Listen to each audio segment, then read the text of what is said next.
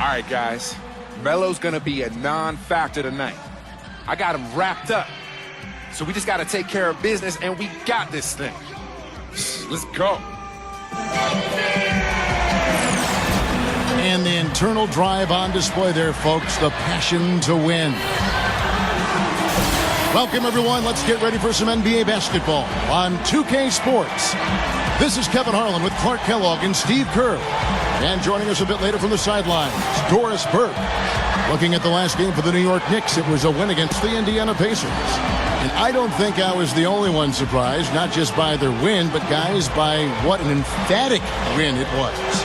And I don't want to take anything away from their effort in the win, but not a whole lot of fight from the defense they were facing. Yeah, and they took advantage of that, Steve, as you would expect them to. You got a team that's not showing you any defensive resistance. Show them your killer instinct. And the starting lineup for the Hornets. Ryan Anderson is at the 4 with Anthony Davis at the 5. Bledsoe is out there with Gordon. And it's the machine in at the 3 slot. And for the Knicks. Hello YouTube, this is a Sim Basketball Operator bringing you an NBA 2K13 My Career commentary. And in this video I will talk about the New York Knicks in real life and their chances are of winning the title and of Melo staying. Now Carmelo has really embraced New York as his home. His offensive outbursts and his very aggressive scoring style has become a fan favorite.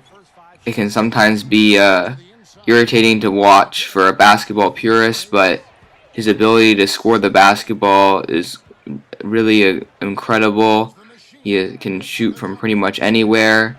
He's a good outside shooter. He's got post moves. He's a good finisher. He can create off the bounce. And he has really embraced his leadership as a star.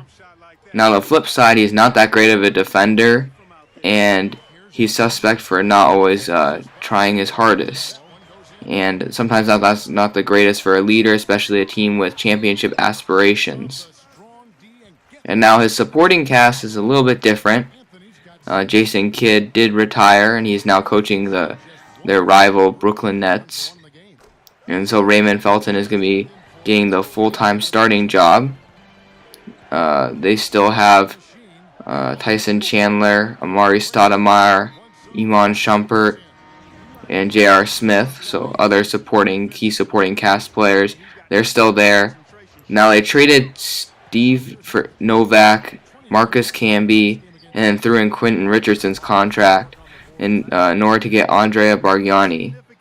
Now I'm not sure what that means for the depth chart, because in my mind I would rather have Novak, who is still costly, but it's a more cap-saving contract than Bargnani's contract for essentially the same thing. They're both three-point shooters, and they're both tall, and that's pretty much all they can do.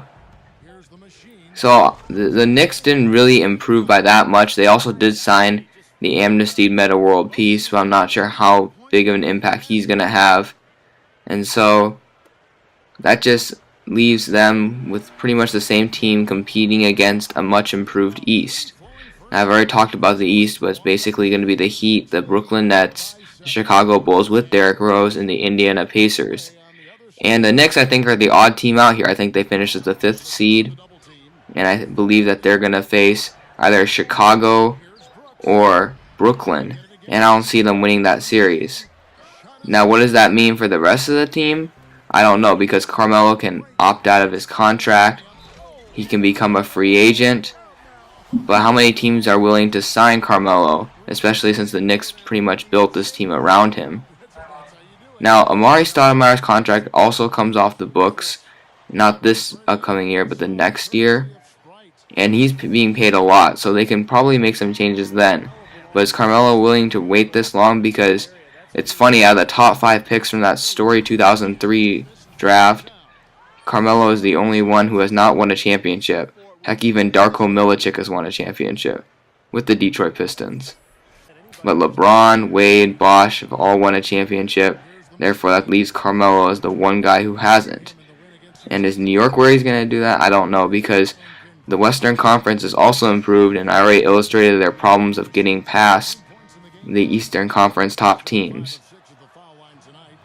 So what did the Knicks do from here? Well, first they need to make sure they spend money efficiently from now on. Most likely they will not win a championship with Jason Kidd on the team. I suggest that they wait for major changes until they get rid of Amari Stoudemire's contract. They need to sign Tyson Chandler to a more reasonable one. And they need a better point guard. I don't think Raymond Felton cuts it as a top level point guard. They're going to need continued development from Iman Shumpert. And they're going to need J.R. Smith to continue to accept his sixth-man role.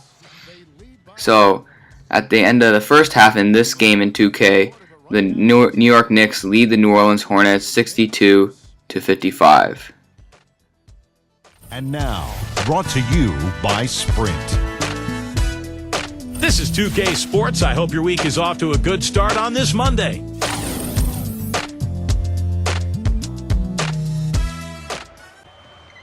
Alright, so I'm back.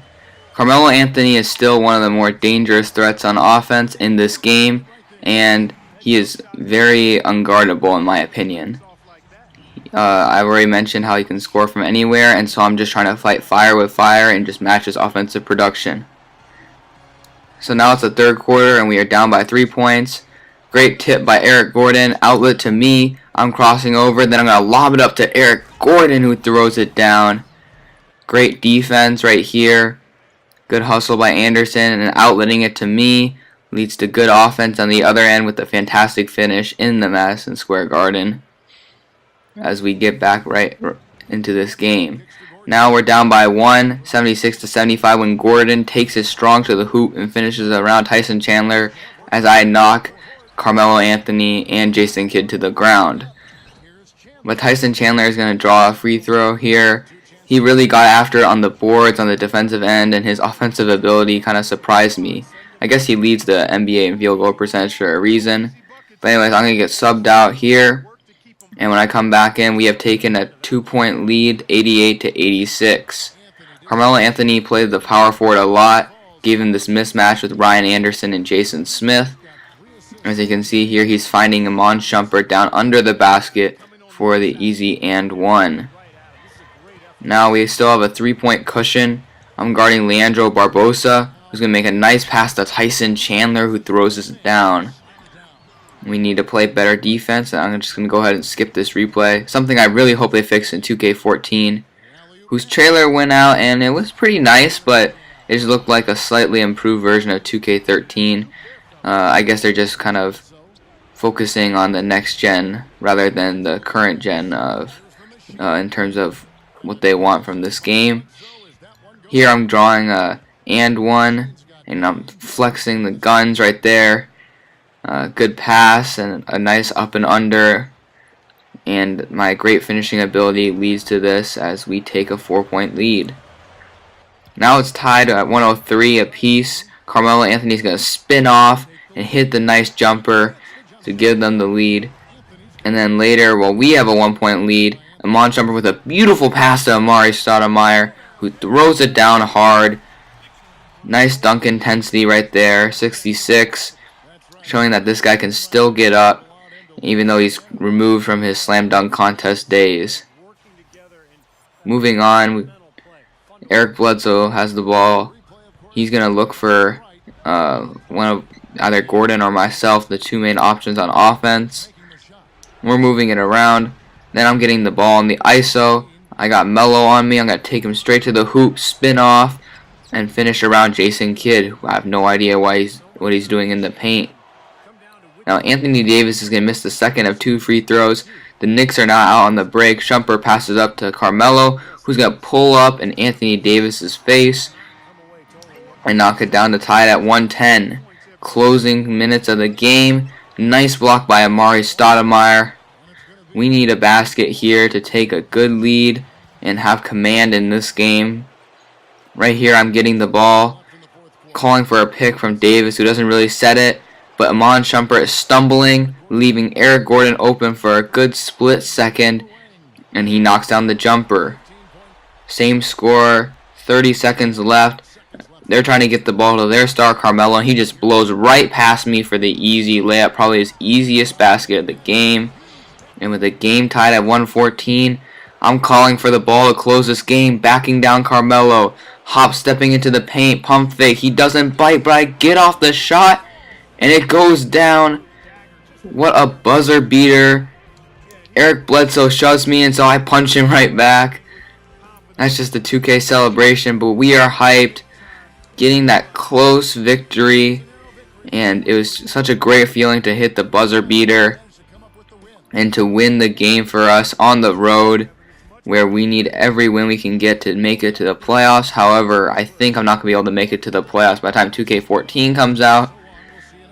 But you never know. We'll still see about that.